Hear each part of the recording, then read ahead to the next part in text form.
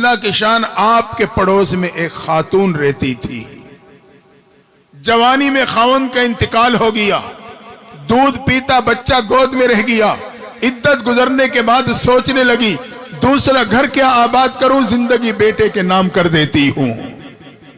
بیٹے کو پالتی سنبھالتی رہی، ایک وقت آیا کہ بیٹا جوانی اور سمجھداری کی عمر کو پہنچا۔ اماں کہنے لگی بیٹا پڑوس میں اللہ والے رہتے ہیں، میرے استاد میرے مرشد رہتے ہیں، ان کی صحبت میں جایا کرو، ان کی باتیں سنا کرو، ان کی مجلس میں بیٹھا کرو۔ لیکن نوجوان جوانی میں مستانی کا شکار ہو چکا تھا، وہ تو دوستوں کے مجالس کو گرمانے لگا، ہوٹلوں کو آباد کرنے لگا۔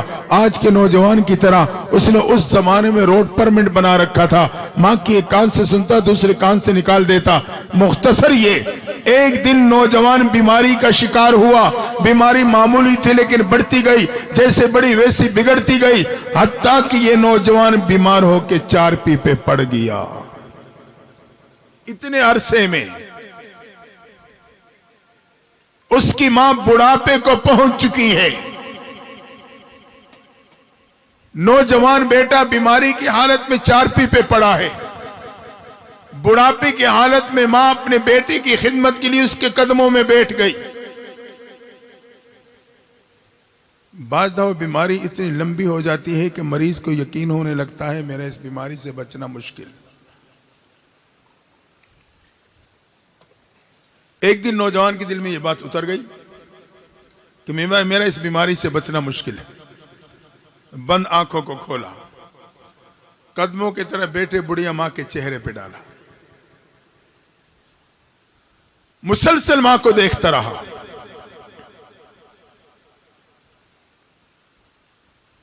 کہنے لگا اماں میری ایک آرزو تو پوری کر دے۔ جب بوڑھی ماں نے بیمار بیٹے کا یہ جملہ سنا تو تڑپ گئی۔ بیٹا کون سے آرزو لیے پڑا ہے بتا تو صحیح، تیرے لیے جی رہی ہوں، تیرے سہارے بیٹھی ہوں، تیری کون سی آرزو اس وقت باقی ہے؟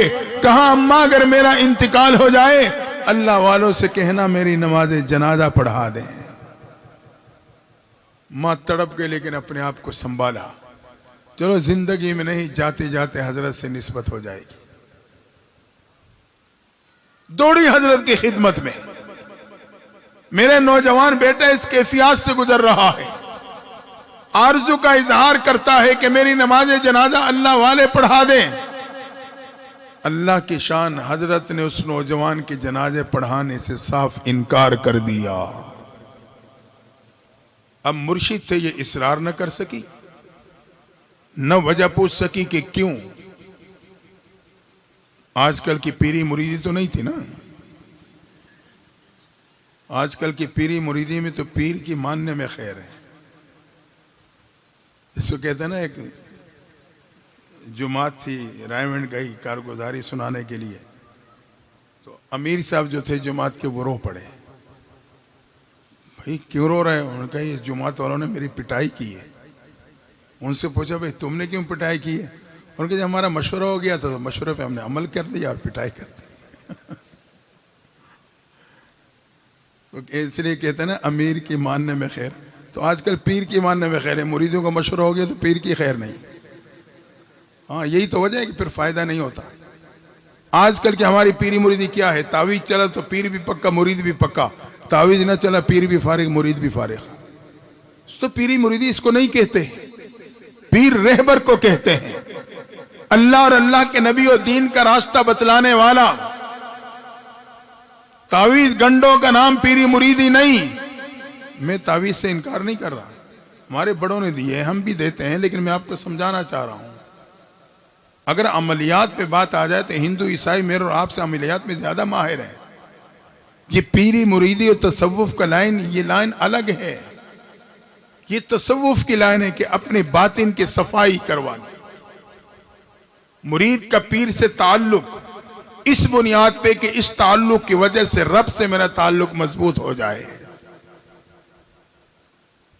تو پیر تو رہبر کو کہتے ہیں، رہنمائی حاصل کریں۔ لیکن افسوس یہ ہے کہ آج ہم نے اس نسبت کو بھی دنیا کے لیے استعمال کر رہے ہیں، صرف اسی دائرے میں۔ ایک نوجوان آیا، جمعے کے بعد کا ٹائم تھا، مسجد میں جی میں آپ سے بیعت ہوں، 4 سال پہلے بیعت ہوا تھا، اب آنا ہوا ہے۔ میں نے کہا چلو نوجوان ہے، 4 سال بعد آ تو گیا، کوئی دل میں کچھ شمع تو ہے۔ میں نے کہا کیسے آنا ہوا؟ جی وہ کاروبار میں نقصان ہو گیا تھا تو تعویذ لینے آیا ہوں۔ میں نے کہا انا للہ و انا الیہ راجعون۔ یہ تعلق 4 سال بعد آیا، وہ بھی دنیا کا نقصان ہوا تو پھر آیا ہے۔ تو یہی وجہ ہے کہ پھر ہمیں فائدہ حاصل نہیں ہوتا، جو اصلاح کا فائدہ ہوتا ہے، باطن کا فائدہ ہوتا ہے، جو روحانیت ہوتی ہے، اس سے ہم محروم رہ جاتے ہیں۔ اگر ہم اس نہج پہ محنت کریں تو اللہ اس کے برکت سے دنیا کی پریشانیاں بھی دور کر دے گا۔ لیکن ہم نے اس تعلق کو بھی دنیا کے دائرے تک رکھا ہوا ہے۔ تو ہم بیعت اور پیری مریدی کی حقیقت کو جانیں، یہ ایک اصلاح کا راستہ ہے۔ میری نگاہیں صاف ہو جائیں، میری سوچ صاف ہو جائے، میرا بولنا صاف ہو جائے، میرا سننا صاف ہو جائے، میرے معاملات صاف ہو جائیں، میری محبتیں صاف ہو جائیں، یہ اس بنیاد پہ یہ ایک اصلاحی تعلق ہوتا۔ بہرحال مرشد تھے تو وہ اصرار نہ کر سکی۔ مجھے ایک بات یاد آ گئی، درمیان میں کہہ دوں، تو جہاں سے بھی تعلق جوڑو، یہ ضرور دیکھ لینا کہ وہ پیر متبع شریعت ہے یا نہیں۔ بنیاد شریعت ہے، اور ہم یہ دیکھتے ہیں کہ وہ پیر جو ہوا میں اڑتا ہوا نظر آئے تو پیر صاحب ہے، کوئی چمک سی نظر آ جائے بس۔ بنیاد شریعت ہے، بات یاد رکھنا۔ اگر پیر کی بنیاد شریعت اور دین پر ہے، متبع شریعت ہے، پھر تو آنکھیں بند کر کے اس کی بات ماننے میں ہی خیر ہے۔ اگر وہ متبع شریعت نہیں ہے تو پھر تو آپ کو گمراہ کر دے گا۔ میں اس پہ ایک عجیب بات عرض کر دوں، اتفاقاً ذہن میں آ گئی۔ شاہ عبد العزیز رحمۃ اللہ تعالی علیہ دہلی سے فاصلے پہ اپنے گھر کے پاس آپ کا درس تھا، وہاں ایک چھوٹی مسجد تھی، وہاں نمازیں ہوتی تھیں۔ نماز جمعہ کے لیے اب جامع مسجد دہلی میں آتے تھے۔ آپ علم کے ساتھ ساتھ یہ تصوف کا سلسلہ بھی تھا، ہمارے اکثر اکابر کا یہ سلسلہ رہا ہے۔